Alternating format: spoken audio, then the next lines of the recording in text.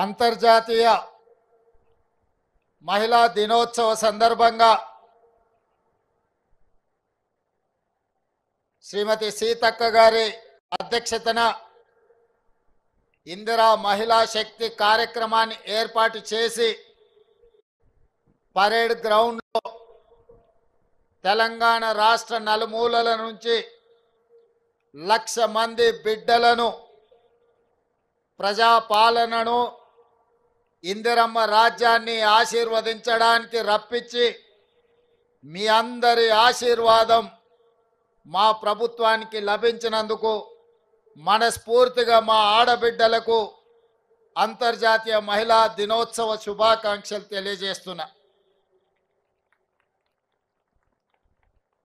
మా అమ్మలను, మా పెద్దమ్మలను, మా ఆడబిడ్డలను, మా చెల్లెళ్లను చూస్తుంటే రాణి రుద్రమ్మలు, చాకలి ఐలమ్మలు, సమ్మక్క సార్లమ్మలు వేలాదిగా తరలి వచ్చి ఈ పరేడ్ గ్రౌండ్లో తమ శక్తిని ఆడబిడ్డలు ఇందిరమ్మను ఆదర్శంగా తీసుకొని మహిళా శక్తి ముందు ఏ శక్తి సరిపోదు, ఆకాశంలో సగం, అభివృద్ధిలో సగం, అసమానతలను తిప్పికొట్టడంలో ముందుంటామని ఈనాడు 1,00,000 మంది ఆడబిడ్డలు ఇక్కడ వచ్చి తమ శక్తిని ప్రదర్శించినందుకు మనస్ఫూర్తిగా అభినందనలు తెలియజేస్తున్నా. ఈరోజు నాకు సంపూర్ణమైన విశ్వాసం వచ్చింది. దాదాపుగా 15 నెలలలో ఇందిరమ్మ రాజ్యం ఆడబిడ్డలు మార్పు కావాలి, ఇందిరమ్మ రాజ్యం రావాలి అని ఏదైతే నిర్ణయం తీసుకొని ఆశీర్వదించి ప్రజాపాలనను తీసుకొచ్చిండ్రో ఈరోజు కళ్ళ కట్టినట్టుగా మార్పు ఇక్కడ పరేడ్ గ్రౌండ్లో కళ్ళ ముందు కనిపిస్తుంది. 10 సంవత్సరాలు మా ఆడబిడ్డలకు చంద్రగ్రహణం పట్టింది. 10 ఏళ్లలో ఏ రోజు కూడా స్వయం సహాయక సంఘాలు మండల కేంద్రానికి వెళ్ళడానికి కూడా ఏనాడు ప్రభుత్వం అవకాశం కల్పించలే. ఈనాడు మండలాలే కాదు, జిల్లాలే కాదు, ఈరోజు రాష్ట్ర రాజధానిలో ఆడబిడ్డల ఆత్మగౌరవం తలెత్తుకొని నిలబడే విధంగా తమ శక్తిని ప్రదర్శించిందంటే చంద్రగ్రహణం అంతరించిపోయింది. ఈనాడు ఆడబిడ్డలు వెలుగులు చూస్తున్నారు, ఆడబిడ్డలు స్వేచ్ఛను చూస్తున్నారు, ఆడబిడ్డలు సంక్షేమాన్ని చూస్తున్నారు. అన్నిటికంటే ఆడబిడ్డలు ఆత్మగౌరవంతో పరేడ్ గ్రౌండ్లో మాకు ఆత్మగౌరవం ఉంది, మేం నిలబెడతాం, ఈ తెలంగాణ రాష్ట్రాన్ని ముందుకు నడిపిస్తామని ఈ ఆడబిడ్డలు ఇక్కడికి వచ్చి వేలాదిగా ఈరోజు తమ గలం వినిపిస్తున్నారు. ఇవాళ మా ఆడబిడ్డలను నేను అడగదలుచుకున్న 10 సంవత్సరాలు ఆనాటి పాలనను చూసిండ్రు, 15 నెలల ఈనాటి పాలనను మీరు చూస్తున్నారు. ఆనాడు ఎప్పుడైనా ప్రభుత్వం మీ పట్ల ఏ విధంగా వ్యవహరించిందో, ప్రభుత్వం మీ పట్ల ఏ విధమైన వివక్ష చూపించిందో మీరు చూస్తున్నారు. ఇవాళ మన ప్రభుత్వం, మీ ప్రభుత్వం, ఇందిరమ్మ ప్రభుత్వం వచ్చిన తర్వాత అన్ని సంఘాలను, మా అధికారులను సమన్వయపరిచి, మా మంత్రులను సమన్వయపరిచి ఖచ్చితంగా సంఘాలన్నిటినీ ఏకీకృతం చేయాలి, సంఘాలకు సహాయం అందించాలి, సంఘాలను బలోపేతం చేయాలి. ఎప్పుడైతే ఈ సంఘాలను బలోపేతం చేసి ఆర్థికంగా నిలబెడతామో అప్పుడే తెలంగాణ రాష్ట్రం $1 ట్రిలియన్ ఎకానమీని మనం సాధించాలి. అంటే ఆడబిడ్డలు కోటీశ్వరులు కావాలి అని మంత్రివర్గంలో మేము మాట్లాడి నిర్ణయం తీసుకున్నాం. అంతర్జాతీయ వేదికల్లో, జాతీయ వేదికల్లో నేను పదే మాట్లాడిన మా తెలంగాణ రాష్ట్రం $1 ట్రిలియన్ ఎకానమీని ఈరోజు సృష్టించబోతున్నామని. అది నా శక్తి మీద విశ్వాసంతోనో, నా పనితనం మీద నమ్మకంతోనో కాదు. నా నమ్మకం మా ఆడబిడ్డలు, నా విశ్వాసం మా ఆడబిడ్డలు. 1 కోటి మంది ఆడబిడ్డలను కోటీశ్వరులను చేసిన రోజు తెలంగాణ రాష్ట్రం యొక్క ఆర్థిక వ్యవస్థ $1 ట్రిలియన్ ఎకానమీని చేరడం అనేది పెద్ద సమస్య కాదని నేను ఈ వేదిక మీద నుంచి మాట్లాడదలుచుకున్నా. మా ఆడబిడ్డలకు గతంలో పాఠశాలల సంగతి తెలియదు. మా ఆడబిడ్డలకు గతంలో ఐకేపీ కేంద్రాలను నిర్వహిస్తే వాళ్లకు రావాల్సిన నిధులు ఎప్పుడొస్తాయో తెలియదు. కానీ ఈనాడు మన ప్రభుత్వం వచ్చిన తర్వాత ఆదర్శ అమ్మ ఆదర్శ పాఠశాలల పేరు మీద పాఠశాలల నిర్వహణ మొత్తం మా ఆడబిడ్డలకే అప్పచెప్పినాం. ఎందుకంటే తండాలలో గూడాలలో మారుమూల పల్లెల్లో ఉన్న మా పేదలే మా స్వయం సహాయక సంఘాల సభ్యులు. ఈరోజు తెలంగాణ రాష్ట్రంలో దాదాపుగా 65 లక్షల మంది ఆడబిడ్డలు సంఘాలలో ఉన్నారంటే వాళ్ళ బిడ్డలే ప్రభుత్వ పాఠశాలల్లో చదువుకుంటున్నారు. అందుకే ఆలోచన చేసి ఈ పాఠశాలల్ని కార్పొరేట్ పాఠశాలలతో పోటీ పడే విధంగా వాటి నిర్వహణ ఉండాలి.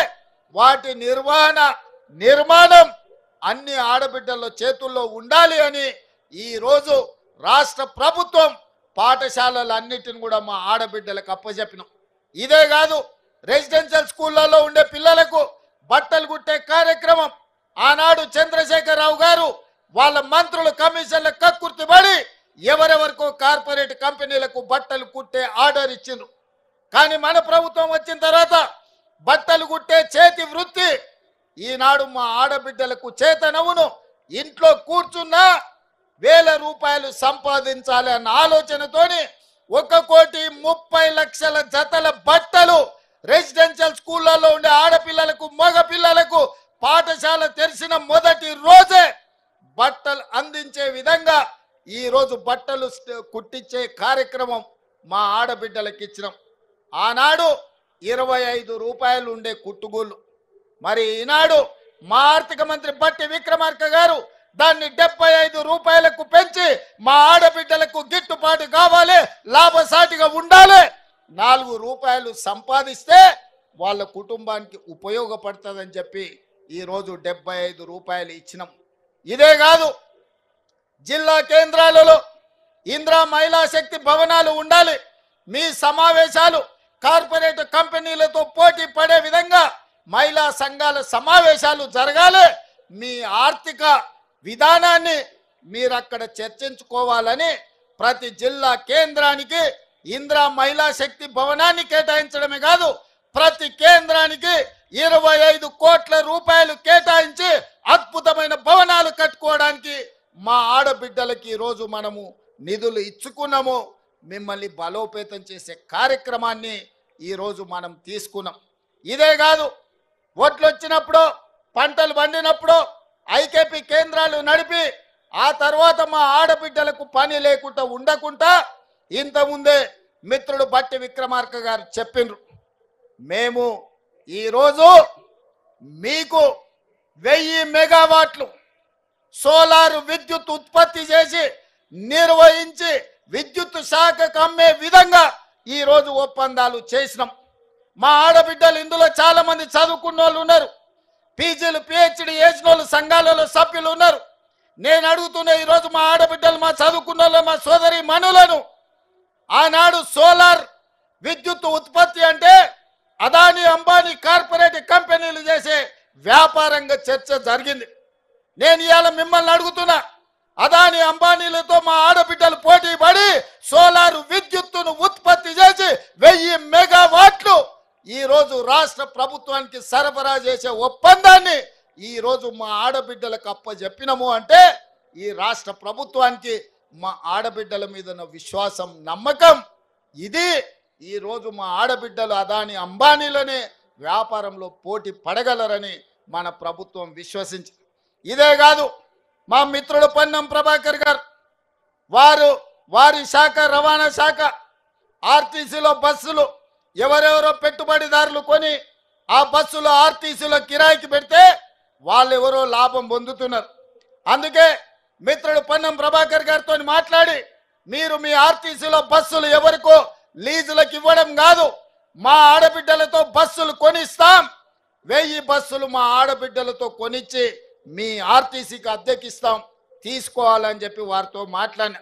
వారి శాఖ ఎండి సజ్జనార్ గారు వాళ్ళందరూ ఆలోచన చేసి ఈ బస్సులు ఈరోజు ఇస్తున్న బస్సులు ఆషామాషి బస్సులు కాదు, ఎలక్ట్రిక్ బస్సులు ఇప్పుడే 150 బస్సులు ఇక్కడనే ఇదే పరేడ్ గ్రౌండ్ లో మీ కళ్ళ సాక్షిగా ఈ రోజు బస్సులను ప్రారంభించుకున్నాం. రాబోయే రోజుల్లో 1000 ఎలక్ట్రిక్ బస్సులకు యజమానులు ఇవాళ మా ఆడబిడ్డలు కాబోతున్నారు. ఎవరో పెద్ద పెద్ద ట్రావెల్స్ వాళ్ళు చేసే వ్యాపారం, డబ్బులు ఉన్నోళ్ళు, కేసీఆర్ బంధువులు ఆర్టీసీలో అద్దెకు పెట్టుకునేది. కానీ ఇవాళ మా ఆత్మ బంధువులు మీరు, పేగు బంధం ఉన్న మీ సోదరుడు ఇవాళ తెలంగాణ రాష్ట్ర ముఖ్యమంత్రిగా ఉన్నాడు కాబట్టే ఈ రోజు మా ఆడబిడ్డలకు 1000 ఆర్టీసీ ఎలక్ట్రిక్ బస్సులు అద్దెకిచ్చి ప్రతి నెల లక్షల రూపాయలు సంపాదించుకునే అవకాశం ఈ రోజు మా ఆడబిడ్డలకు వచ్చింది అనంటే మీ ఆశీర్వాదం, మీరు అండగా నిలబడబట్టే. ఆనాడు చంద్రశేఖరరావు మొదటి 5 సంవత్సరాలు ఒక్క ఆడబిడ్డను కూడా మంత్రివర్గంలో తీసుకోలేదు. కానీ ఈనాడు కొండా సురేఖమ్మ, సీతక్క ఈరోజు మంత్రివర్గంలో ఉండి ఆడబిడ్డల ప్రతినిధులుగా మీ తరఫున మాట్లాడి, మీ తరఫున కొట్లాడి, మీ సంక్షేమం కోసం, మీ అభివృద్ధి కోసం, మీ ఆత్మ గౌరవం కోసం నిలబడ్డారు. ఇవాళ మహిళా కమిషన్ నుంచి మొదలు పెడితే కార్పొరేషన్ల వరకు ప్రతి ఒక్కరిని ఈరోజు మన ప్రభుత్వం మహిళలకు సముచితమైన స్థానం ఇచ్చింది.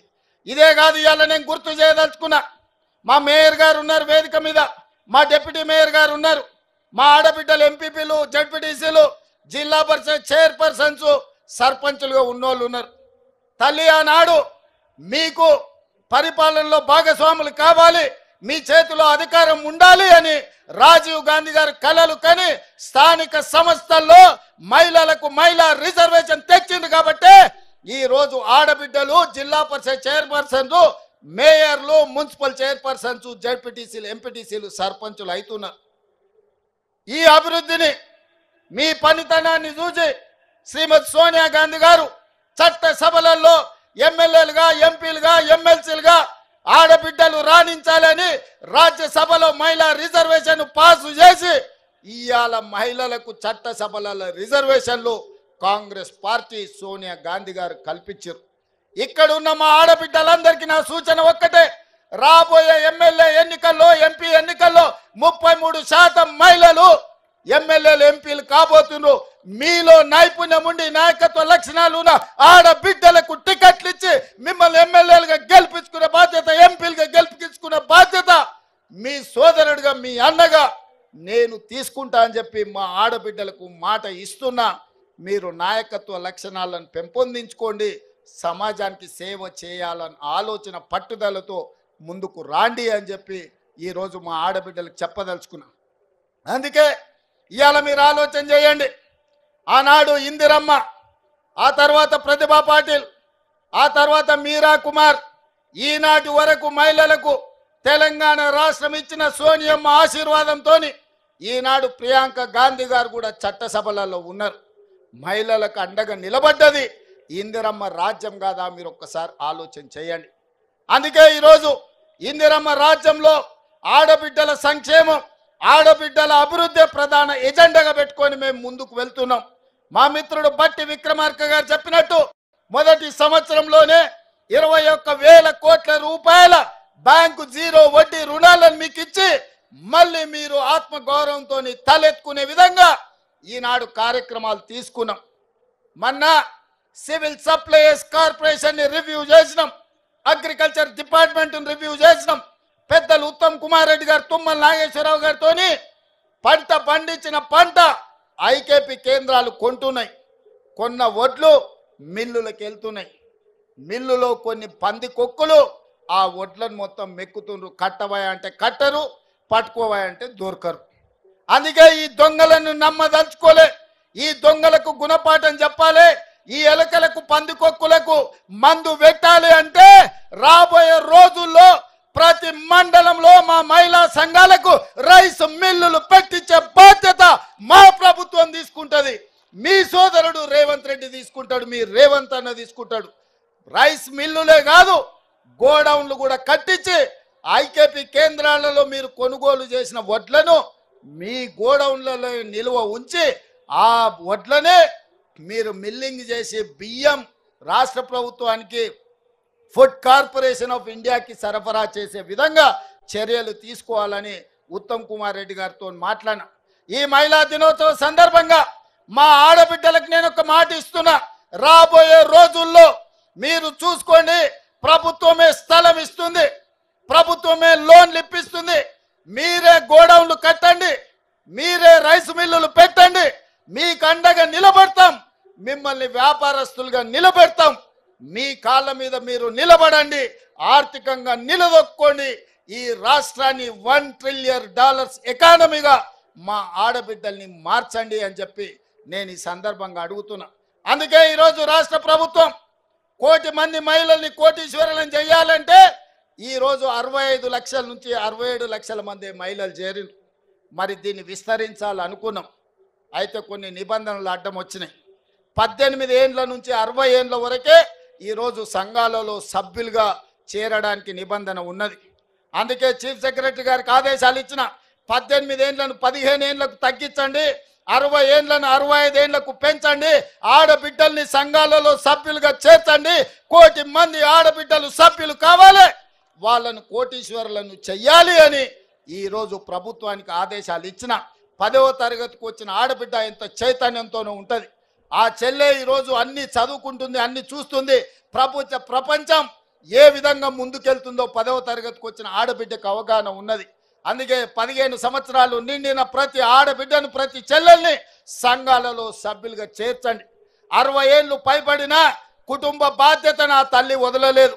ఇంటైనా తిరగబోయినా, కొడుకు చేతికి రాకపోయినా తల్లిగా మీరే కుటుంబ బాధ్యత నెరవేరుస్తున్నారు. కూలి నాలి ఇంటి పని పాచి పని చేసి వ్యవసాయ పనులను చేసి ఈరోజు కుటుంబాలను 60 ఏళ్ళ పైబడ్డ ఆడబిడ్డల బాధ్యత మోస్తున్నారు. అందుకే 60 ఏళ్ళు పైబడిన ఆడబిడ్డల్ని కూడా, అక్కల్ని పెద్దమ్మల్ని ఈరోజు సంఘాలలో సభ్యులుగా చేయడానికి నిబంధనలను సడలించినాం. అందుకే మా అధికారులకు, మా ఆడబిడ్డలకు సూచన చేస్తున్నా, సభ్యులను పెంచండి, 1 కోటి మంది కాండి, 1 కోటి మందిని కోటీశ్వరులను చేయడానికి నా వంతు ప్రయత్నం, అండగా మీతో నిలబడతా. చివరగా ఒక్క మాట నేను చెప్పదలుచుకున్నా, చంద్రగ్రహణం పోయింది, మన జీవితాలలో వెలుగులు వచ్చినాయి. ఇందిరా మహిళా శక్తి అంటే ప్రపంచానికే ఆదర్శంగా నిలబడే ప్రయత్నం చేద్దాం. ఆనాడు ఇందిరాగాంధీని అమ్మ అన్నారు మొదటి తరంలో, రెండో తరంలో ఎన్టీఆర్ను అన్న అన్నారు. ఈరోజు నన్ను మీరు రేవంత్ అన్న అంటున్నారు. నేను మీ కుటుంబంలో సభ్యుణ్ణి, కుటుంబ సభ్యుని అన్న అంటే ఆ కుటుంబం యొక్క బాధ్యత తీసుకోవడం. ఇది బంధానికి, పేగు బంధానికంటే అతీతమైనది. ఈనాడు మా ఆడబిడ్డల ఆశీర్వాదంతో తెలంగాణ రాష్ట్ర ముఖ్యమంత్రిగా ఈరోజు మీ ముందు నిలబడి మాట్లాడుతున్నారంటే ఈ ఆడబిడ్డల ఆశీర్వాదం ఉండబట్టే ఈ రేవంత్ అన్న మీకు తోడుగా ఉంటాడు. ఆనాడు ఇందిరమ్మ శక్తి, ఆ తర్వాత ఎన్టీఆర్ యుక్తి, ఈరోజు మీ రేవంత్ అన్న స్ఫూర్తిగా తీసుకొని తప్పకుండా ఆడబిడ్డల్ని కోటీశ్వరులుగా మార్చి 1 కోటి మందిని అభివృద్ధి పదం వైపు నడిపించి తెలంగాణను $1 ట్రిలియన్ ఎకానమీ చేస్తాం. ఇదే కాదు, హైటెక్ సిటీ పక్కన మీరు చేసే ఉత్పత్తి, హైటెక్ సిటీ పక్కన విప్రో, ఇన్ఫోసిస్ లాంటి దిగ్గజాలైన కంపెనీలు, కార్పొరేట్ కంపెనీలతో పోటీ పడే విధంగా 100 కోట్ల రూపాయల భూమి శిల్పారామం పక్కన 150 షాప్స్ తోని మీకు అందించడం జరిగింది. మీరు నలుమూలల నిర్మల్ పెయింటింగ్స్ కావచ్చు, ఆదిలాబాద్లో గిరిజనుల కళా వృత్తులు కావచ్చు, తెలంగాణ రాష్ట్రం నలుమూలలో వంటలు కావచ్చు, లేకపోతే తిను బండారాలు కావచ్చు, మీరు చేసే ఉత్పత్తులు అంతర్జాతీయ మార్కెట్ కలిగే విధంగా హైటెక్ సిటీ పక్కన మీకు ఇందిరా మహిళా శక్తి ఒక బజార్ను, ఒక మార్కెట్ హబ్ను మీకోసం క్రియేట్ చేసినాం. అక్కడ మీ ఉత్పత్తులను పెట్టండి, కార్పొరేట్ కంపెనీలతో పోటీ పడండి. 100% అన్ని రకాలుగా మేము అండగా ఉంటాం. రాబోయే రోజుల్లో మీరు ఉత్పత్తి చేసే, అమ్మే వస్తువులకు ఏవైనా పన్నులు ఉంటే ఆ పన్నులను కూడా మా బట్టి విక్రమార్క గారితో మాట్లాడి ఆ పన్నుల నుంచి కూడా మీకు మినహాయింపుని ఇవ్వడానికి, కుల వృత్తులు, చేతి వృత్తులతో మీరు చేసే ఉత్పత్తులను ప్రతి రూపాయి మీకు వచ్చే విధంగా మీరు మెటీరియల్ కొనుక్కోవాలి అంటే ఆ మెటీరియల్కి అవసరమైన లోన్లను కూడా మా బట్టి విక్రమార్క గారితో మీకు ఇప్పించి బైబ్యాక్ గ్యారంటీ ఇచ్చే విధంగా ఈరోజు తీర్చిదిద్దుతాం. అదే విధంగా రెసిడెన్షియల్ స్కూల్స్ రెసిడెన్షియల్ కాలేజీలో ఆడబిడ్డలు చదువుకుంటున్నారు, వాళ్ళకి ప్రోటీన్ ఫుడ్ లేదు. మీరు ఉత్పత్తి చేసిన ఏ మండలంలో ఆ మండలంలో హాస్టళ్ళకి సరఫరా చేసే విధంగా మీ పిల్లలకు మంచి భోజనం మంచి ఉత్పత్తులు అందించే విధంగా భవిష్యత్తులో నిర్ణయం తీసుకోబోతున్నాం.